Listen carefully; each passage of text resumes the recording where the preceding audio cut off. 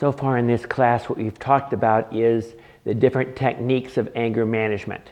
But we need one more thing before we go on and talk more about in the area of abuse and domestic violence and sexual abuse. And we need to learn a tool, because this tool sort of pervades everything. And we've talked about it to a certain degree before, but I want to go into a lot more detail today. And that is a subject called boundaries.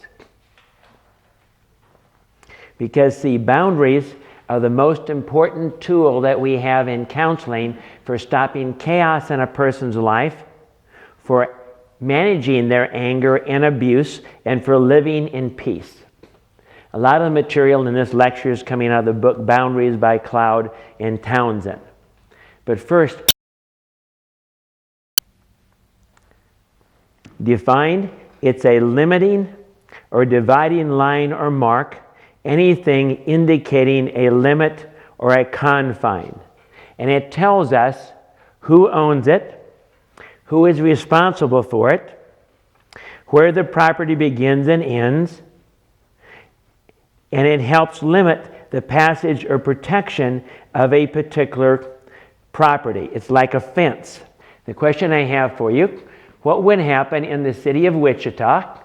No one knew who owned any of the property, and no one knew where any of the boundary lines were. What do you think would happen? How about utter chaos? I'd line up for a mansion out in Tallgrass. I don't know about you. Everyone would be fighting about everything. And that's what happens in our lives overall when we don't have good boundaries. Now, what are personal boundaries? They tell me what is me and what is not me. What I am responsible for and what I'm not responsible for. What choices are mine. And what I'm not free to control or make choices of others. What I'm responsible for. How about my feelings, my attitudes, my behaviors, my choices, my values, my limits, my talents, my thoughts, my desires, and what I'm willing to do. So these things that we're talking about, boundaries, sort of cover almost everything. They help me keep the good in and the bad out. Now, we have people that have problems with boundaries. One category is compliance. Compliance say yes to the bad. And by the way, you can map these things directly into the different types of codependency if you've taken the codependency classes. The avoidance. These are ones that say no to the good. Controllers. These are people who don't respect other people's boundaries. These are the jerks. And non-responsives. These are people just don't respond to other people. Abused people many times keep the bad in and keep the good out of fear. We also have other types of physical boundaries, like our skin, saying no. The truth is even a boundary. Geographical distance is a boundary. Why am I not afraid of being hurt by somebody in China? Because it takes them a long time to get here. Time is a boundary. If I'm not in the same place at the same time. Emotional distance. Sometimes people will just shut you out emotionally. That is a boundary. When we have those overlapping circles like we talk about in codependency, those lines in between are boundaries. They say, what am I responsible for? What are we responsible for? And what are you responsible for? See, it turns out that God's entire system is a system of boundaries. When you were born, God sent a boundaries book with you. It's called the Bible. It says, if you do these things, you will be cursed. If you do these things, you will be blessed. Now, which ones do you want to do? But how many people obey God's boundary book? At least not completely. And what does God do then? You'll find in the Old Testament when the children of Israel are totally running amok, what does God do? He turns them over to their own devices. He says, okay, if you don't want to obey my boundaries,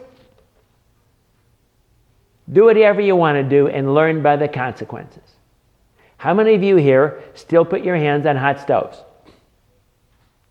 Your mom doesn't have to stand by the hot stove and keep you from putting your hand on the hot stove? How come? Because there are consequences. It hurts, right? But what happens to people that they don't even learn from their consequences? The judgment. Something big happens. Let me ask you a question. Why don't you drive 185 miles an hour down Kellogg Boulevard?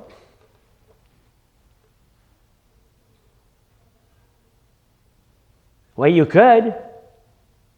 No one's going to stop you.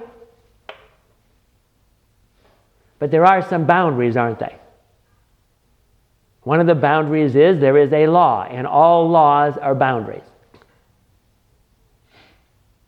It says that if you drive so many miles an hour over the posted speed limit, you will get a ticket or get your license taken away, and you'll have to pay. Another physical law is if you're driving that fast and you blow a tire, what's going to happen? And like the man in the Porsche that was racing that is now in prison today because he was going too fast down Kellogg and killed somebody, you could end up in prison or you could be killed yourself, right? But what's another reason? Your car doesn't go that fast. That's a boundary. Why don't you jump off the Empire State Building? There's a sudden stop at the end. Everything is boundaries. The entire world is organized around boundaries. Why does the ocean not flow and cover the city of Wichita? Because of a boundary called gravity. So everything is set up to operate this way. Now, what are some things that are not boundaries? There are actually two methods in the world. One method is called control, and another method is called boundaries. How are they different? Well, first, control doesn't work, and boundaries do work. But I want you to think about what is the difference between these, essentially. I'm going to suggest the difference is, in control, you try to take away another person's free will. And in boundaries, you never take away the other person's free will. You let them choose just so they're willing to take the consequences or receive the consequences of their choices. And see, that's how God wants to operate. He won't even make you go to heaven, even though the consequences are horrendous.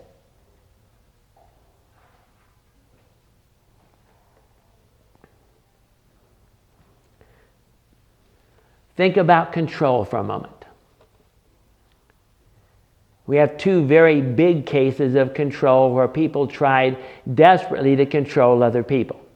The first is the Soviet Union.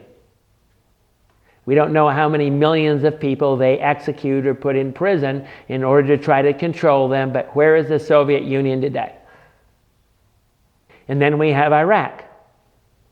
Saddam Hussein and his sons tried to kill people, but not just kill them, he would torture them to death to try to scare them so much so they would be under control.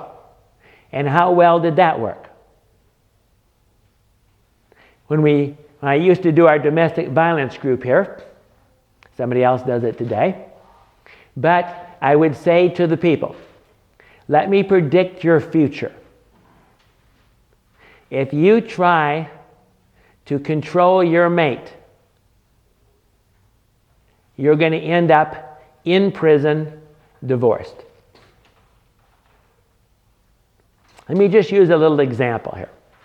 Let's just say in the class here today, I'm tired of people getting up in the middle of the class and going to the bathroom. So when you come in today, I handcuff you all to your chairs. How do you feel? Do you think you might react a little bit? Do you think it might affect our overall class environment a little bit here? But since you have to come to class or I flunk you, you understand. So you guys come to class, but you probably would have a meeting before class and come up with some handcuff keys or big pinchers or something like that, you know. So this time I have to put you all in leg irons. And next time you guys got to bring in a blowtorch, you know, to cut the chains. Then I'd have to put you in a cage. And pretty soon the only way I'd be able to control this class is with a loaded .38. Do you see what happens? When I try to control, what happens? Things actually get farther out of control. Especially when you're controlling people. But even when you control your circumstances, you tend to overreact. I remember my daughter trying to learn to ride a bicycle. When I let go of the handlebar, she would overreact too much in one direction, overreact more to the other direction, until she finally crashed. Until she learned not to control too much. So we have that problem of how things work out in life.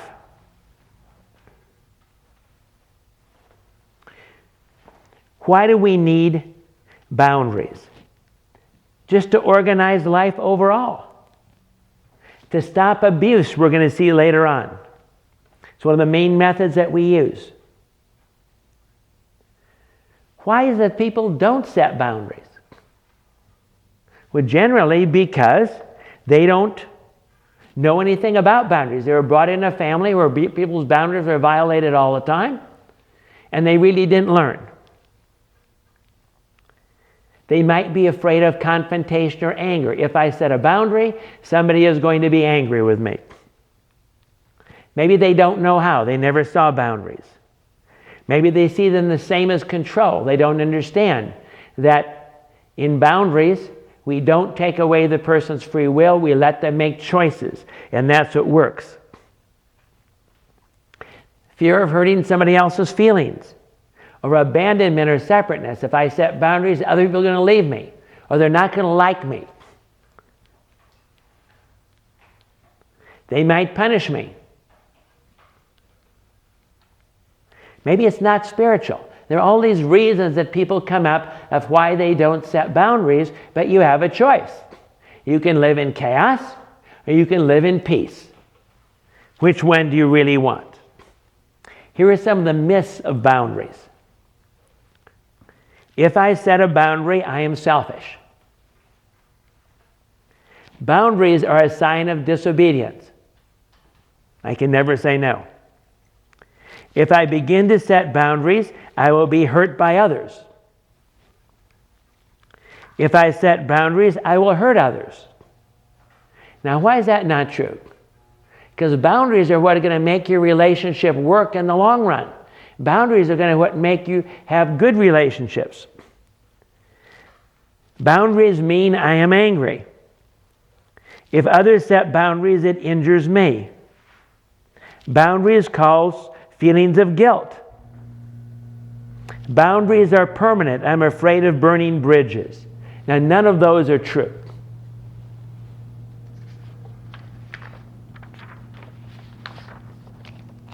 Now what I want to do is use an exercise that I use in a sort of a pictorial way of teaching you boundaries. Now I'm going to ask you some questions as we go through this. So I want you to put yourself really into this picture and really say, honestly, what would you do and how would you react in the situation? Okay, the first part is, do you live in a house? Most people do. Do you have a next door neighbor? Most people do. Does the next door neighbor have a dog? Most people do. But whether you do or not, go along with me and go along with my story. You look out your window tomorrow morning and there is a neighbor's dog in your yard chewing up and slobbering all over your newspaper. How do you feel? How do you feel? You should feel angry. Why? Because a boundary has been violated. That means a problem exists. And what did we say about anger? Anger is energy to resolve a problem. So anytime there is a problem, and boundary violations are the most usual type of problem, we have energy to resolve that particular problem.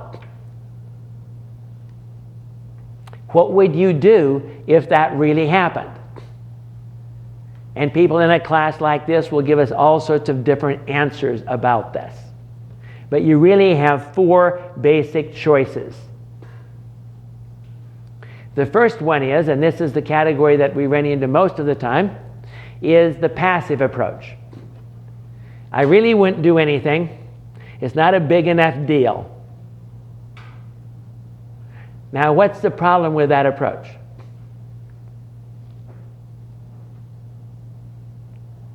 If you don't do anything, your neighbor doesn't know there's a problem, and it's probably going to happen again tomorrow, isn't it?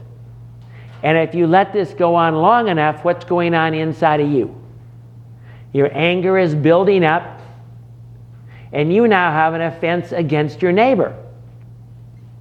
And it might blow up enough, like a pressure cooker, and eventually explode and you blow up on other people. Or if you don't, and you just stuff your anger, it's going to continue to happen, and you're going to get sick. Because you can't just take all this energy and put it inside of you without messing yourself up. So do you see why that's a problem? Now, I've had other clients that have the opposite problem. And that is, they say, I'd shoot the dog, I'd kick the dog, I'd hit the dog with a paper, I'd spray it down with a hose. What's the problem with that? Well, that's a good biblical one, isn't it? An eye for an eye and a tooth for a tooth. He hit me first, that's why I hit him back with a 2x4. No, that's called aggression. And that is also wrong. What happens with aggression? The neighbor just happens to be looking out at their window and sees you hitting their dog. What do they think? A boundary violation has just occurred. They're mad at you. They throw a rock through your window. You threw a grenade through theirs, right? The perfect example of this is the Palestinians and the Israelis. They both believe in religions that believe in an eye for an eye and a tooth for a tooth. And how well are they doing today? Bombing each other, killing each other for years and years. And are they any closer to a solution? No closer than when they started. Now we have another one, and that's called passive aggression. And usually you find this, a passive-aggressive person is married to an aggressive person. And this is the way they sort of deal with stuff. You know, you're mowing your lawn and you're sorry your lawnmower got out of control and ran over their flower. But you didn't really mean it. Or you have a problem with some moles in the backyard, so you get a dog dish and put some mole poison in it and set it out, and you're sorry their dog ate the mole poison and died. But it's not your fault, do you understand? So you get back, but you make it look like you really aren't getting back. And the one we really want to look at is what we call being assertive. And assertive is a term that means that I will respect your boundaries, you respect my boundaries, and I'll do it in such a way that I'm not causing conflict. And that's what we really want to do here. So let's decide how we're going to do that. What would be the first thing that you would do in real life if this happened to you and you were going to do something about it? You weren't just taking the passive approach. Well, most people would say, I would go talk to the neighbor, and that's exactly right. But let me clarify what we need to do with the neighbor here to make this whole thing work out. We've got to get agreement of where the boundary lines are. See, you might think that you're totally justified and that this is the neighbor's problem. But the neighbor might think he owns the property all the way over to the side of your house, and his dog was still in his yard, and you shouldn't throw your newspaper in his yard. Or possibly he comes from the Ozarks, where there are no fences, and the animals all run wild. And he says, dummy, get yourself one of those plastic boxes and stick it by your mailbox where they can put the paper in, and then the animals won't eat your paper. What's your problem? The idea is we have to get agreement. We need to go to them and say, hey, would you agree that it's not right for your dog to be in my yard chewing up my newspaper? Would you agree that where this is the yellow pin, and between that yellow pin you own the property on that side, I own the property on this side, and I didn't give you permission to run your dog on my property or to chew up my newspaper? And let's say they agree. Wonderful. You've done the first step of setting a boundary. But tomorrow morning, there's the dog in your yard chewing up your newspaper again. Now what are you going to do? Well, we have to get a little bit more fundamental here to understand what is going on.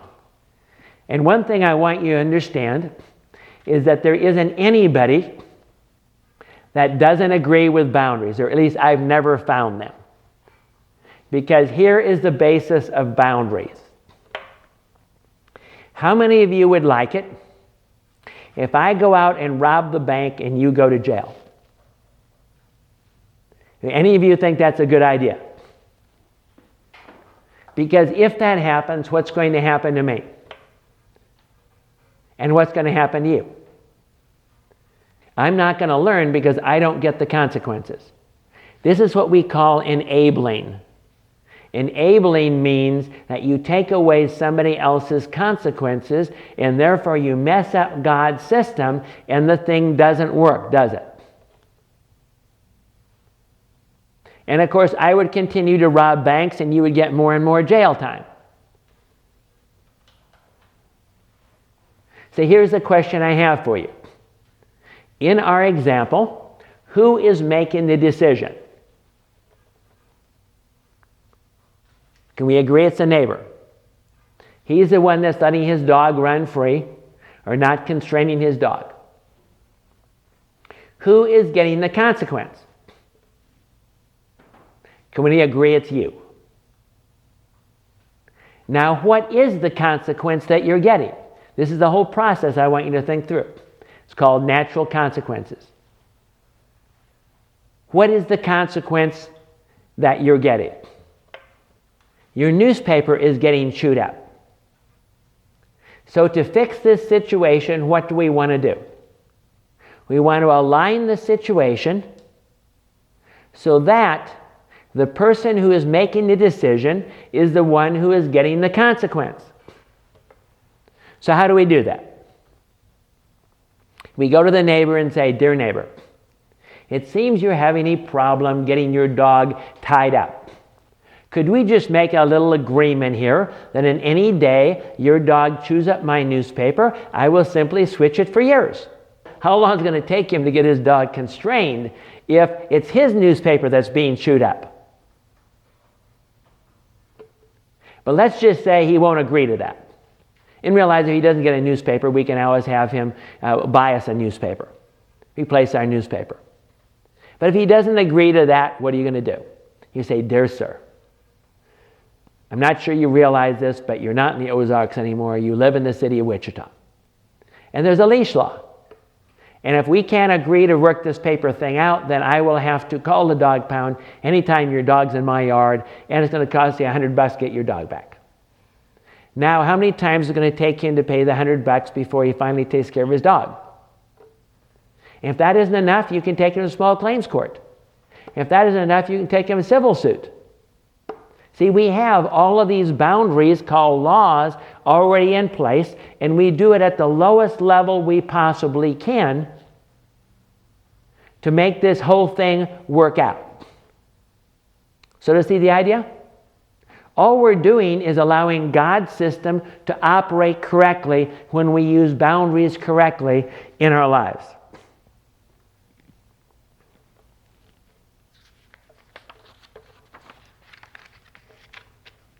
Now, in my book on transformation, I use a story from the Bible to teach about boundaries. And we don't have time in this class to go all the way through that, so I want to refer you to that, because the story that we have is a story of Nehemiah rebuilding the walls of the city of Jerusalem. And Jerusalem is the city of peace. In those days, if you didn't have walls, what happened to your town? Armies would just march in, thieves would come and steal everything would happen, and that's why they had walls. And Jerusalem had been totally destroyed, and this is an analogy. The solid walls around the city are what? They're your identity. It's who you are as a person. It's what you believe is right. It's where you have set boundaries around yourself to protect yourself. It's when somebody is going to hurt you, you say, no, I'm not going to put up with that. But then we have the gates, don't we? And what are the gates? Those are your choices. Everyone, we can choose to allow things into our city or not allow things into our city based on the boundaries that we set, and we have to exercise those things. And if we go through that story, we find out that there are certain steps necessary in setting boundaries. The first one is you have to realize that you're in trouble and boundaries are the problem. Then we have to survey and find out what the boundaries are that we need. Basically, those are the things where things happen to you over and over and over again, and you're having the same problem. That's when you need boundaries. Then we try to get people to join us in agreeing where the boundary lines are and enforcing these boundaries. Do you think we're going to have any opposition? In the story of Nehemiah, of course, he had Sanballat and all of the other people trying to fight them from rebuilding that particular city. And eventually they got the walls rebuilt, they got the gates hung, and they started exercising those boundaries, and guess what? A lot of the problems in their life never came into the city anymore, and they had to learn how to do that. That's the same analogy that we have in your life. You're going to have to start learning how to exercise these boundaries, or helping your clients learn how to exercise these boundaries and how to work these things through in your life. Let's talk about now what's called the laws of boundaries. The first is called the law of sowing and reaping. What does this mean? It means that whatever you do, you're going to get a result back. There are consequences to your choices. There's the law of responsibility. It means I have a duty to do what is right, that is in both of our best interest, no matter whether you like it or not. The law of power. I have the right to set these boundaries in my life to keep my life from being in chaos, whether you choose to do that or not. The law of respect. I'm going to suggest that if you don't set boundaries, you're not respecting another person. We need to set everybody free to make their own choices and learn by their own consequences. Here's a Bible verse, Matthew 7:12. Therefore, all things whatsoever you would that men should do to you, do you even so to them. For this is the law and the prophets. It's setting everybody else free. Would you like to be free? Then set everybody else free to learn from their choices and their consequences. Quit trying to control them. Quit trying to make them act like you want them to act, and you'll find that you'll come into tremendous freedom. The law of motivation. We must be motivated by love, not selfishness. See, what's one of the problems here? When I set boundaries, why do most people set boundaries? To protect themselves. Well, that's okay, but wouldn't it be much better if I set my boundaries for your good?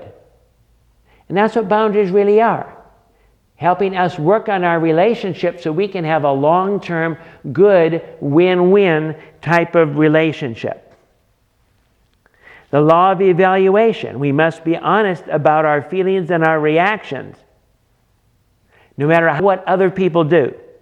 The law of envy. I need to keep within my own area. I'm not in competition with anyone else. The law of activity. You have to take action to defend your boundaries. If you don't, they're going to get run over. And the law of exposure, you're responsible for identifying your boundaries. Where are boundaries? Family, friends, spouse, children, work, self, God. Everything is boundaries. How do I set up boundaries? You try not to do it on the spur of the moment. You try to figure out what's the appropriate boundary. Get joint agreement. We call this a mutual boundary. The good should outweigh the bad. In other words, this isn't something you're doing to try to control somebody else or to hurt them or anything else. The final end of it must be better than what you currently have. We try to do it in families with a family meeting, get everybody to agree. Set the minimum boundaries necessary. We don't want to have 50 million boundaries. Somebody gave me a little article. Charlie Brown is there, and Lucy just learned about boundaries. And so everything Charlie does, Lucy sets a boundary for Charlie. And it's a whole page. And at the very end, Charlie is like, he can't move, he can't talk, he can't think, he can't act, he can't do anything because there's a boundary for everything. And so we can get carried away with our boundaries, and we don't want that. We want to keep them as simple as possible. And we have to watch out for what we call erosion of boundaries. We set these boundaries, we all have the agreement, it works for a while, but then pretty soon we don't enforce them, and the whole thing erodes and doesn't really work out very well. Now what I'd like to do, I'd like to give you some examples of boundaries in real life. How many of you realize that there are quite a few places that fix cars that maybe aren't exactly as reputable as we would like? In fact, they did a study where they took a car, fixed it up perfectly, and took one spark plug wire off, and took it into a dealership and had them fix whatever they said was wrong with it. And then they would take it to the next place and the next place and the next place and the next place. And when they got to the other side of America, they had to trash the car, because not only had they tried to fix everything on the car, but they did such a bad job on it that the whole car had to be trashed. So here's a standard example. You've taken your car in and you wanted an oil change. When you come back, the bill's $100. And you say, but I didn't authorize you to change the fan belts. I said, well, we had to, because we had to start the car up in order to, run the oil through it and so on and so forth. And your fan belts were cracked and it wasn't safe. And what would you say? Well, I didn't authorize you to do that. And they say, well, we had no choice. Here are the fan belts. See, they were broken, and you're going to have to pay for your car, or we'll impound it. Now, how do you handle that? Quite a few people just pay. That's why it continues. And other people get mad and jump up and down and say, you can't do this. I want to talk to your manager. But let's say the manager says, too bad. Then what do? How do you set a boundary here? I want you to be thinking. What kind of a boundary would you set? This is the way I would suggest you set a boundary in this particular situation. You go and get to the manager and you say, "Dear manager, I'm afraid we've got a problem. And I'd like to work this out with you. I believe you're a reputable dealership here. We've come here for a long time. But it seems that I brought my car in and I only asked you for an oil change and they did the fan belts. How can we work this out?" And let's say the manager says, "No, you have to pay for it." You say, "Well, let me explain your options. Either we can work this out some way. Maybe you take off the labor and I'll pay for the fan belts if you can prove the fan belts were really bad and I had to have them changed. Or you can force me to pay for this. And if I do, I'll be happy to pay with my credit card. And my choice will be, if I leave here, to call my credit card company and have them not pay you. And then I can drop by Better Business Bureau and Consumer Fraud and Channel 10 on the way home. And if this is a big enough deal to you and you want to deal with that whole mess, I guess that's up to you. Now, can we work this out?" What do you think the chances are they're going to work it out? Well, let me give you a couple real life examples now of the same thing, of using boundaries. One particular summer, my daughter came home from college, and she wanted to get some exercise during the summer. She's going to be here for 2 months. And so I called up one of the gyms here and asked him, what kind of a deal could we get? And they gave me an idea and so on. But it was a 3-month contract, but they said, "But if you come in and tell us, at the 1 month point that, we'll cut it down to 2 months and it'll all work out." Well, my daughter went in and signed up. I had to call them back because they didn't gave them the same deal. They charged them more than what they'd said over the phone. We finally got that worked out. And guess what happened? Well, she went in 1 month and talked to him and said, "Oh, don't worry about it."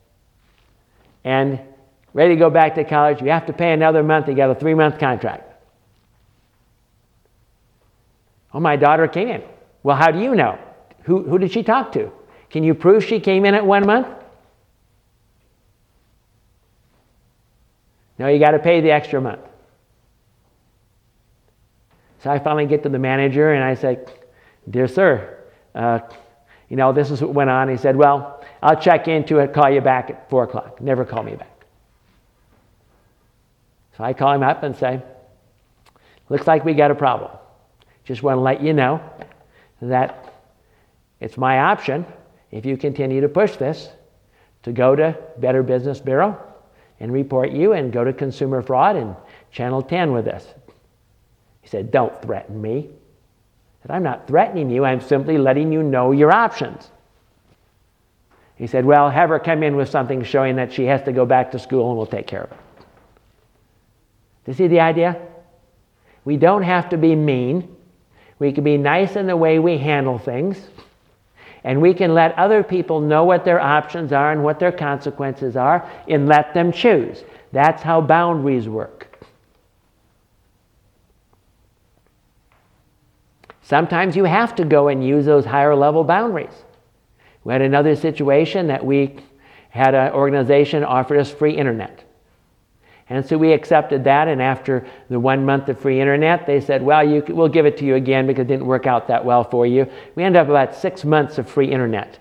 And guess what happened when we finally terminated with them because we got a better deal from another company? We got a charge on our credit card for a termination fee. And we tried to call them and no one would answer. We checked on the internet and they had major lawsuits all around the United States for this same thing. And wrote them a letter, no response. Finally had to go to Consumer Fraud. See, these are all boundaries. They wouldn't respond to Consumer Fraud until Consumer Fraud subpoenaed their records. And then we got a nice little letter saying, "You don't owe us anything." No problem. See the kind of thing we're talking about here? Think about your life. Think about your clients' lives. What areas in their lives are causing chaos, causing them to be run over, to be abused, to be used, Because all these things happen in our life, don't they? And this is one of the main tools to deal with abusive relationships, because abuse is simply boundary violations, and we're going to have to deal with them some way and help you work through those. And that's why we have this lecture, so you have this piece of knowing how to do this. Now, your assignment is to look at your own life and find some areas in your life where maybe you haven't set the best things and set the best boundaries, and start using boundaries effectively. Because if you don't know how to do this and do it effectively, can you teach your client? Can you teach that abuse victim? Or can you teach that abuser? Because most abusers, it has to do with control and power. Can you teach them if you don't know how, and you cannot set good boundaries in your own counseling, in everything you're doing? This is a whole fundamental thing of the way God has set up the entire world. And it's a fundamental thing that you have to get a hold of, and the best way to get a hold of it is to apply it in your own life effectively. Now you might say, well, what do I do? Well, one of the examples that I like to use is the story of this lady who was abused verbally every day of her life. And she went to God and said, God, what do I do? How do I stop this? She'd been in a 20-year domestically violent marriage, and the guy was an alcoholic. And he would put her down, cuss her out every day. And so she went to God and asked God to give her a boundary, a consequence that might make a difference. And so you might have this idea that we have to have these big consequences. No, we just want natural consequences that deal with the issue. And the Lord said to her, his white shirts. Because he was a guy that had to have a pressed white shirt every day at work. And she just went to him and said, honey, I love you very much. But any day that you cuss me out, put me down, call me names, I'm not pressing your white shirt. We told her to put a sign on the refrigerator. Dirty mouth, dirty laundry. Do you know that he quit? Because it wasn't worth it. What he got out of calling their names and putting her down wasn't worth having to do his own white shirts. He then set another boundary about his drinking. I'm not sure what that one was, but I hear that he quit drinking. So boundaries can be very effective, even more effective than we might think. But it's going to take practice. And you're going to have to learn this, because as a counselor, you're going to have to help other people find the appropriate balanced boundaries. Let me give you one last story of what not to do in the way of boundaries. This particular lady, sitting right in my office, turns to her husband and says to him, if you ever take another drink of alcohol, I will divorce you. Now, what do you think about it as a boundary? Well, it is a boundary, right? She said, here's the line, here's the consequence. But what's the problem? Well, first, how is she going to know if he took a drink? See, the boundary line needs to be razor sharp. It needs to be very, very clean. Do you know what happened? He came home chewing gum. What do you think she thinks? He's chewing gum to cover up the alcohol breath. Well, is she going to divorce him for chewing gum? See the problem? See, what should that first boundary line look like? It should have been, honey, would you agree that you won't drink anymore? And if you do, or I think you do, you'll breathe into this breathalyzer, and if it indicates that you've been drinking, that you'll go to a drug alcohol program? See, the second part is divorce the right answer for someone that has a drinking problem? Bible doesn't tell us that, does it? It's not the right consequence. The right consequence is you go to a drug alcohol program. If that isn't enough for you, go to inpatient. If that isn't enough for you, or you won't go to the program, then I'm going to have to ask you to leave until you get help. But we have to have the clear line, and we also have to have the appropriate natural consequence that's appropriate and is going to work. And sometimes this really takes a lot of work, because sometimes you have people that just don't